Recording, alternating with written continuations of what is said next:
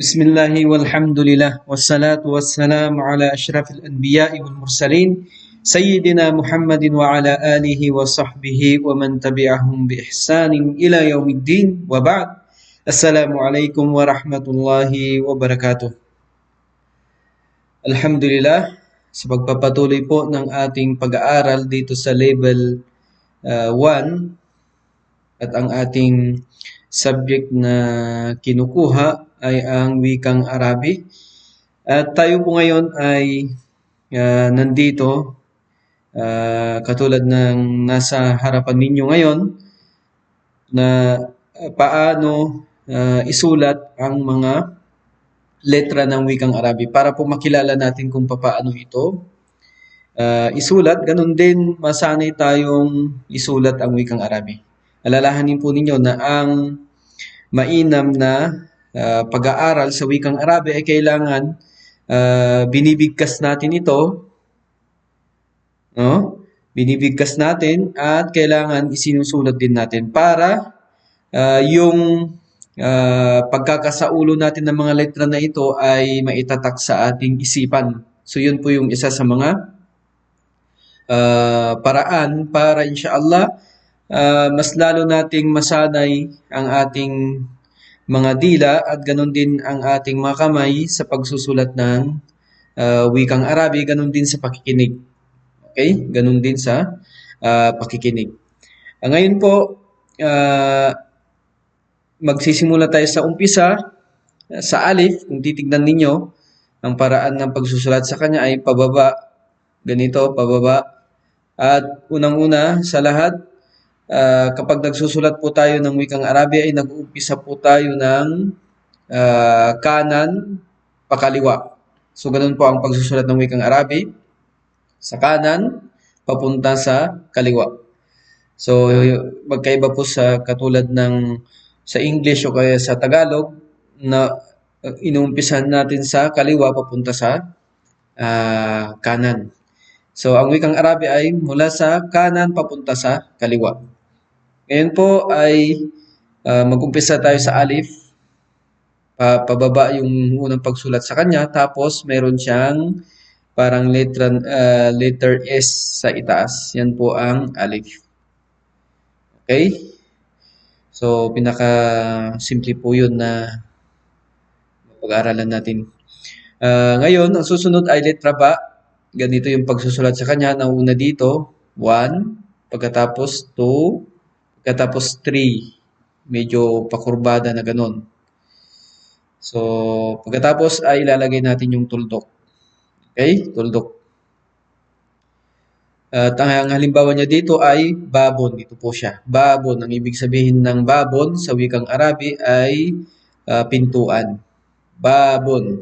Pintuan. Susunod ay katulad ng mga sumunod sa kanya ay halos pare-parehas sila. Sabi natin, yung letrang ta. Ito po yung letrang ta. Parehas lang sila ng pagkakasulat. Ang pagkakaiba nila yung tuldok sa itaas. Yung ba, tuldok ay nasa ibaba. Yan po. Ang halimbawa nito ay tufahatun. Ito pong nasa unang letra. Ganyan po kapag ang itsura niya kapag naidikit na sa ibang letra. Kapag nasa harapan siya. Okay? Yan po, tufahatun. Ibig sabihin nito ay mansanas o apple. Ngayon, yung sunod na letra sa kanya ay letrang sa. Parehas din po ng pagkakasulat. 1, 2, 3. Pagkatapos ilalagay natin yung tatlong tundok sa itaas. Ang halimbawa niya ay thawmun. Ang ibig sabihin ng thawmun ay bawang. Ang ibig sabihin ng thawmun ay bawang. Ito po yung halimbawa niya, nasa harapan, sa, naidikit siya sa letra ng waw, ganyan ang itsura niya. Ngayon susunod ay yung letrang jim. Sabi natin, kung letrang jim, mayroon din siya mga kaparehas na letra. Ang pagkakaiba lang ay kapag nasa ibaba ang tuldok, yan po ay jim. So, ganyan po pagkakasulat sa kanya, jim. Una, 1. Pagkatapos ay 2. Makikita po ninyo dito, halos itong dulo nito at saka yung tiyan niya ay magkatapat. So, ah, hindi ito paloob, hindi rin palabas. So, kailangan ito nasa dulo niya dito at saka itong tiyan niya dito ay kailangan yan ay magkatapat. Ganyan po ang pagkakasulat sa kanya. So, ang halimbawa niya ay Jisrun. So, ito po ang Jisrun. Ang ibig sabihin ay tulay. Ngayon po, ang letrang Ha, sunod na letra, ganun din ang pagkakasulat sa kanya. Ang pagkakaiba ay wala itong tuldok. Yan po ang letrang Ha. Ang halimbawa niya ay Hadiqatun. So, ito po yung Ha dito sa unahan na idikit siya sa letrang Dal. Okay? So, yung pagkakabasa sa kanya ay Hadiqatun. Ang ibig sabihin ay garden. Yan po ang ibig sabihin niya, garden. Ngayon, yung sunod na letra ay Kha. Okay? So, ganun din yung pagkakasulat sa kanya. Ang pagkakaiba lang ay yung tuldok ay nasa itaas. So, ito po yung halimbawa niya, khubzun. Khubzun. Ibig sabihin ay tinapay. Okay? Sunod na letra ng Dal. So, ganyan po yung pagkakasulat sa kanya. Una dito sa taas, kurbadang ganon. Isa, pagkatapos dalawa. Okay, yan po ang letrang Dal. So, ang halimbawa niya ay Darrajatun. Darrajatun. So, ito po yung letrang Dal. So, ang ibig sabihin nito ay bisikleta. Ngayon, sunod na letra ay letrang Dal. So, malapit sa letrang Dal. Okay? So, ganun din po yung pagkakasulat sa kanya. Ang pagkakaiba lang, meron siyang tuldok sa itaas. Okay? So, ang halimbawa niya ay Durratun. Durratun. Ang ibig sabihin ay mais. Okay? Sunod na letra ang letrang Ra. So, ganyan po ang letrang Ra. Medyo pa-islant siyang ganon. Yan ang letrang Ra. Magkaiba po siya sa letrang Dal. Makikita nyo. Nakatayo siya. Samantalang ito, naka-islant. So, ang halimbawa niya ay Rozzun. So, ito po yung Rozzun. Ibig sabihin ay kanin. Okay? Kanin. Ngayon, sunod na letra ang Zai.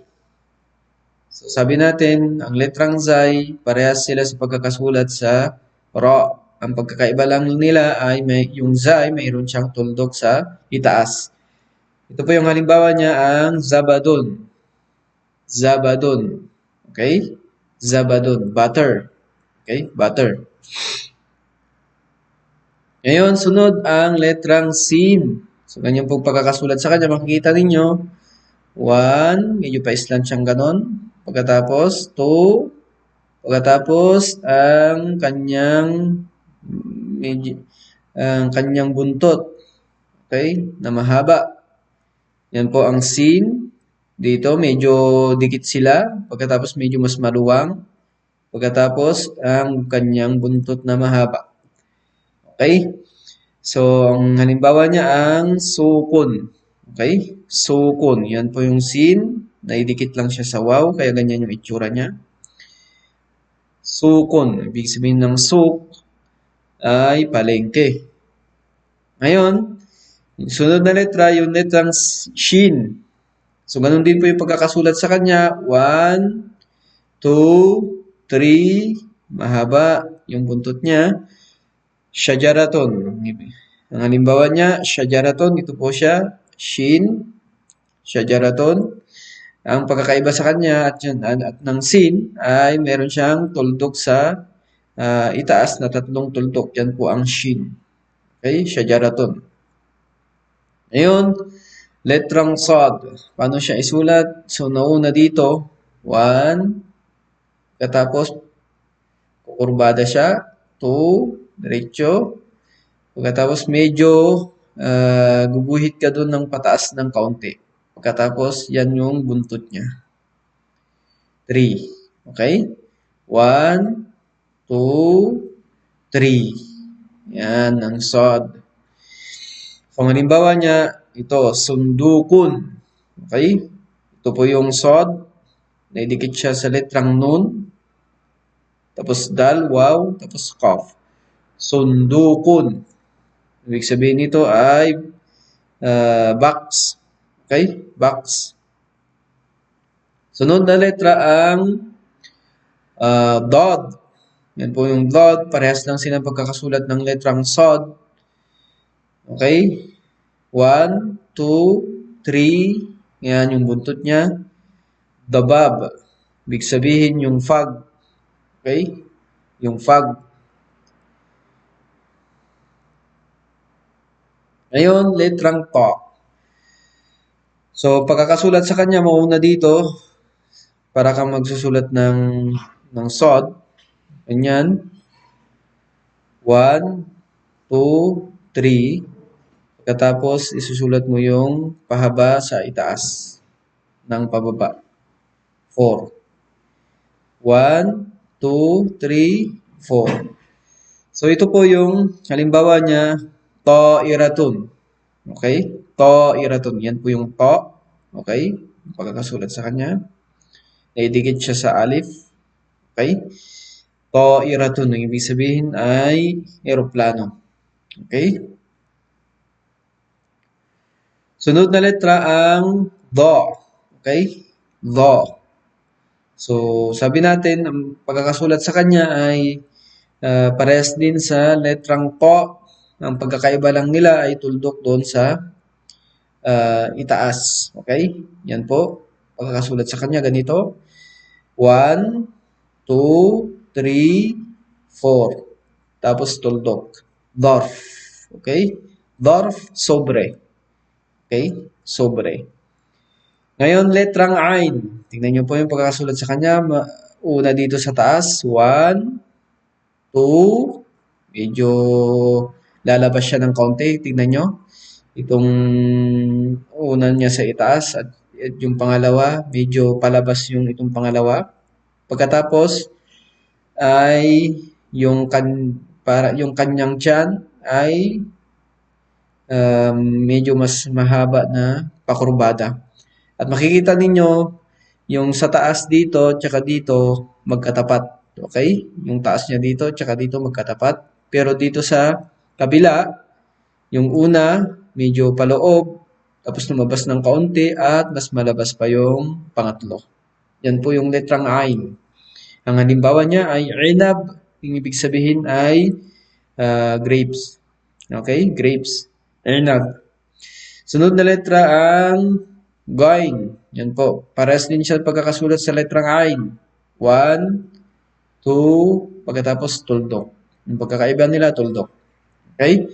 Gawasatun. Ito po yung halimbawa niya. Gain, gawasatun. Submarine. Okay? Gawasatun. Submarine. Okay? Sunod na letra ang letrang fa. So, mauna dito.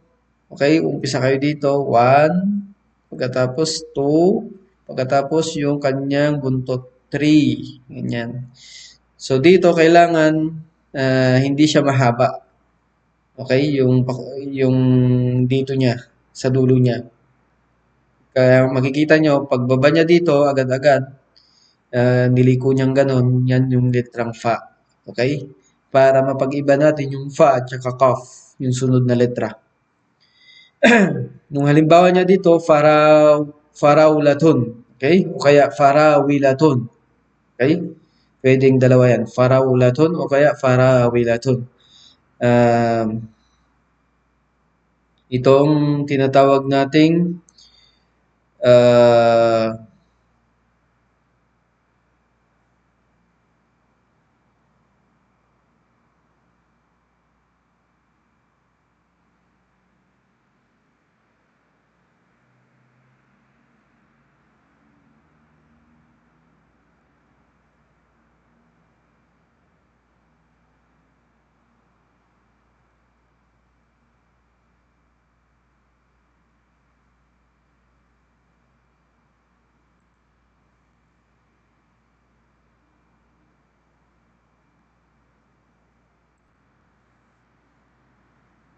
So, ito po ang halimbawa niya, yung strawberry, yung faraulaton. Okay? Sunod na letra ang letrang cough. Yan po ang letrang cough. Makikita ninyo, kaiba siya sa fa. Okay? Sa letrang fa. Okay? So dito, medyo mas mabilog siya ng kaunti. Pagkatapos, yung kanyang buntot ay medyo pababa siya ng dito sa ibaba. Ganyan. Okay? Mas pababa siya. So, dito sa fa, diretso siyang kaagad na ganun. Okay? Diretso siyang kaagad na ganun. Samantalang dito, yung cough, mag-uumpisa ka dito. 1, 2, ganyan. Yung buntot niya sa ibaba ay mas mababa. So, halimbawa niya, kubba'atun. Okay? Kubba'atun. Sombrero. Okay? Kubba'atun, sombrero. Sunod na letra, yung kaf na letra, yan. Yung halimbawa niya. At yung sa loob niya may letrang S. Okay? Letrang S. So, ito yung halimbawa niya, kitabun. Okay? Kitabun. Ibig sabihin nito ay aklat o libro. Sunod na letra ang letrang lam. Yung halimbawa niya ay ganito yung pagkakasulat sa kanya. 1, 2. Ang halimbawa niya ay lemon.